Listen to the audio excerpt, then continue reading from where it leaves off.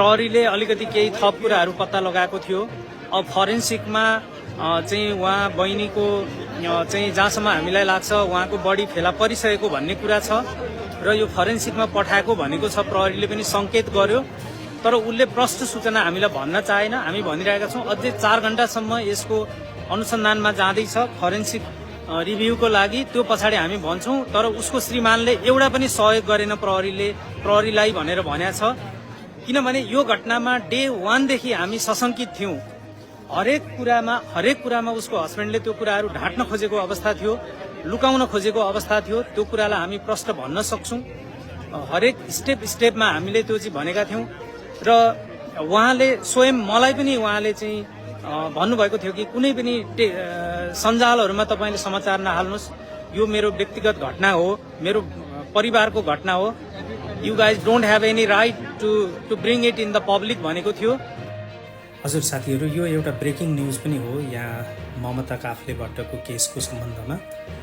उनको हत्या प्रकरणमा चाहिँ उनका श्रीमानलाई अस्ति मन्डेको कोर्ट हियरिङले चाहिँ जेलमै राख्ने, बन्डमा बाहिर निक्लिन नदिने धरोटीमा भन्ने निर्णय गरेको थियो।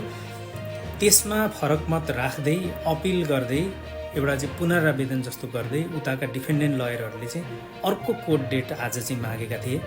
आज बिहिबार यहाँको अगस्त 29 तारिकमा र आजको कोर्ट हियरिङमा चाहिँ जजले एउटा नयाँ ड्रास्टिक डेभलपमेन्टतिर लैजानुभयो यो केसलाई र उहाँले चाहिँ ग्रान्ड जुरी गठन गर्ने भनेर चाहिँ एउटा फैसला दिनुभएको छ। अब ग्रान्ड जुरीले चाहिँ के गर्छ त भन्दाखेरि अहिलेसम्म भएका दसी प्रमाण सम्पूर्ण कुराहरूलाई हेर्दाखेरि दुवै पक्षका भनाइहरूलाई हेरेर यो केसलाई चाहिँ उनले ममताको हत्या गरेको हो कि होइन भन्ने तरिकाले त्यो केसलाई अगाडि बढाउने हो या होइन, उनी हत्यारा साबित हुन सक्ने प्रमाण छ कि छैन भनेर हेर्नेछ। अनि ग्रान्ड जुरीले कहिलेसम्म काम गर्नेछ, यसको टाइमलाइन के हो, यसमा कस्ता कस्ता मान्छे समावेश हुन्छन्, कति सदस्य हुन्छ भन्ने कुरा चाहिँ प्रष्ट पारिएको छैन। त्यसले गर्दा चाहिँ यो केस अब एउटा चाहिँ इलास्टिक जस्तो किसिमले चाहिँ अलिकति लम्बिएर पो जाने हो कि भन्ने तरिकाले पनि मान्छेहरूले चाहिँ हेरेका छन्।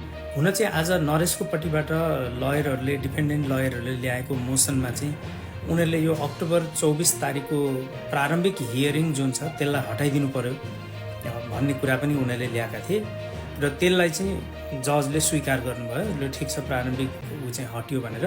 त्यसमा यता सरकारी वकिलहरूले पनि विरोध गरेनन् त्यो कुरामा र चाहिँ त्यो पछाडि जजले चाहिँ लगत्तै यो ग्रान्ड जुरी अब गठन गरिएको छ भनेर चाहिँ प्रारम्भिक त्यो हियरिङको डेटलाई हटाइदिनु भएको छ र अब चाहिँ पब्लिकको जिम्मेदारीमा पनि गएको छ। ग्रान्ड जुरीको चाहिँ रोलहरू भनेको चाहिँ कोर्टमा जजले गर्न सक्ने भूमिकाभन्दा ज्यादा भूमिका गर्न सक्छन्, ज्यादा मान्छेहरूको प्रश्न उत्तर गर्न सक्छन्, इन्टरभ्यू गर्न सक्छन्, हरेक कुरालाई हेर्न सक्छन् भनेर भनिएको छ। किनभने यो डेड बडी यस्तो तरिकाले लुकाइएको छ कि अहिले चाहिँ उनलाई कन्सिलमेन्ट अफ द डेड बडी भनेर मात्र आरोप लगाइएको छ। मृत शरीरलाई लुकाएको भन्ने मात्रै आरोप लागेको छ, तैँले नै मारिस भनेर भन्न सकेको छैन उसलाई, नरेशलाई। त्यो अवस्थामा चाहिँ उनैले मारेको हो ममतालाई भन्ने कुराको प्रमाण छ कि छैन भनेर चाहिँ यो ग्रान्ड जुरीले हेर्नेछ र अब हामी पछि हेरौँ यसले कसरी काम गर्छ, कहिलेसम्ममा गर्छ र अब लिगल सेक्टरका व्यक्तित्वहरूको भनाइअनुसार चाहिँ यो प्रोसिडिङ चाहिँ गोप्य रूपले हुनेछ, सिक्रेटली हुनेछ। पब्लिक हियरिङमा जस्तो मान्छेहरू कोर्टमा आउने, भरिने, हाम्रा नेपाली समुदायका मानिसहरूले पनि दबाब दिने त्यो काम अब हुन पाउने छैन। किनकि हामीलाई थाहा हुँदैन कुन दिन उनीहरूको मिटिङ बस्छ, के अरे यो जुरीको मिटिङ हुन्छ, कहिले के गर्छन्, त्यो चाहिँ त्यहाँ छानिएका मान्छेहरूको मात्रै हुने हुन्छ। र जनरली यस्तो जुरीहरू 7, 8, 9, 10 जना, 20-25 जना म्याक्सिममसम्म पनि हुन सक्छन्। त्यो चाहिँ अब जजले पहिलाको आफ्नो कोर्टको प्र्याक्टिस अनुसारै हुन्छ, त्यसमा नयाँ तरिकाले गर्ने भन्ने कुराहरू हुँदैन, उहाँहरूले त्यो पहिलादेखि गरिआएको हुन्छ। र चाहिँ भोलिको दिनमा कुनै अप्ठ्यारो डिसिजनहरू लिनुपर्ने अवस्था भयो यस्तो जुरीहरूले भनेदेखि उनीहरूले चाहिँ भोटिङबाट पनि यो चाहिँ गर्ने रहेछन्। र अब नरेशलाई केस चल्छ चल्दैन, उनी पछि बाहिर आउन पाउँछन् पाउँदैनन्, यो विभिन्न कुराहरू भने अहिले चाहिँ अब जुरीको हातमा गएको छ र जहाँसम्म आजको कोर्टको डिसिजन अनुसार चाहिँ मन्डे भएको डिसिजन अनुसारै उनी अझै पनि समाजको लागि खतरामा छन्। उनी अझै पनि फ्लाइट रिस्क बाहिर भाग्न सक्ने अवस्थामा छन्।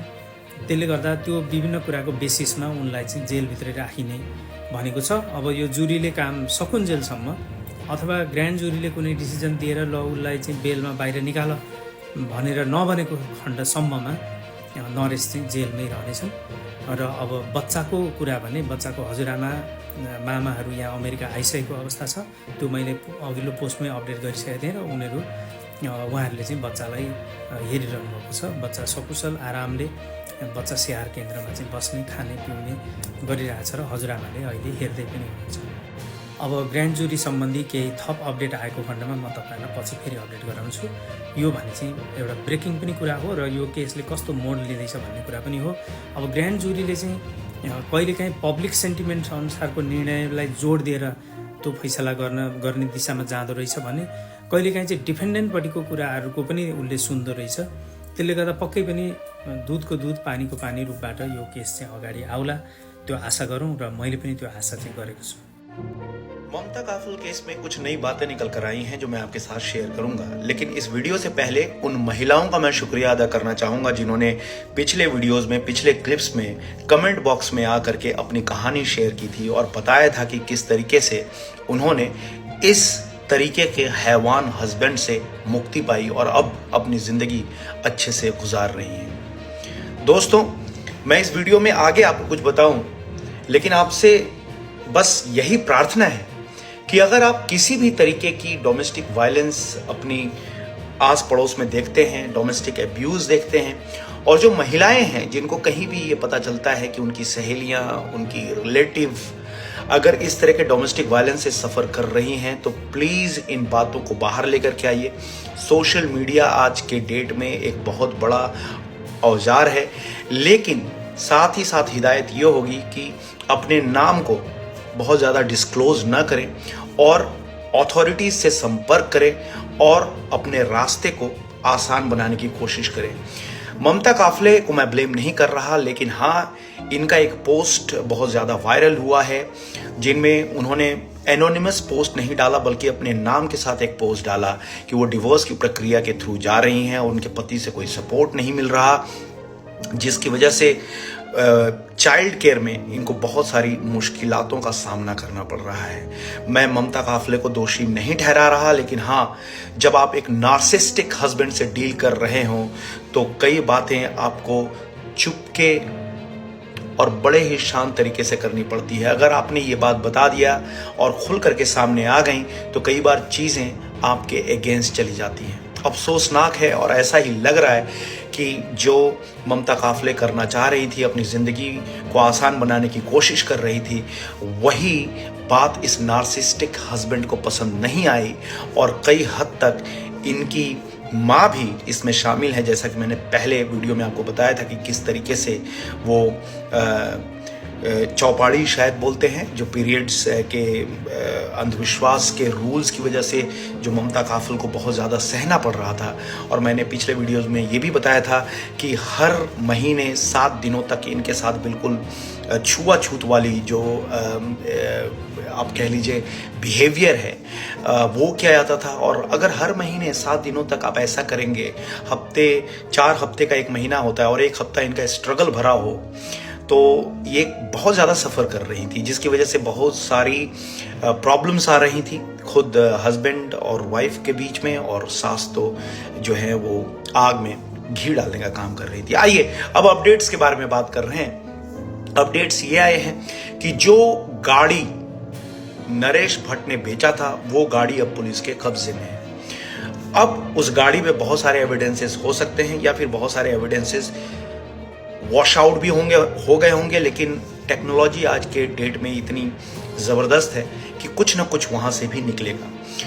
पुलिस फिर से नरेश भट्ट के घर पे पहुंची और एक बार फिर से सर्च किया है, क्या चीज़ें हैं, क्या खुलासा हुआ है, इस पर पुलिस अभी बहुत खुलकर बात नहीं कर रही है।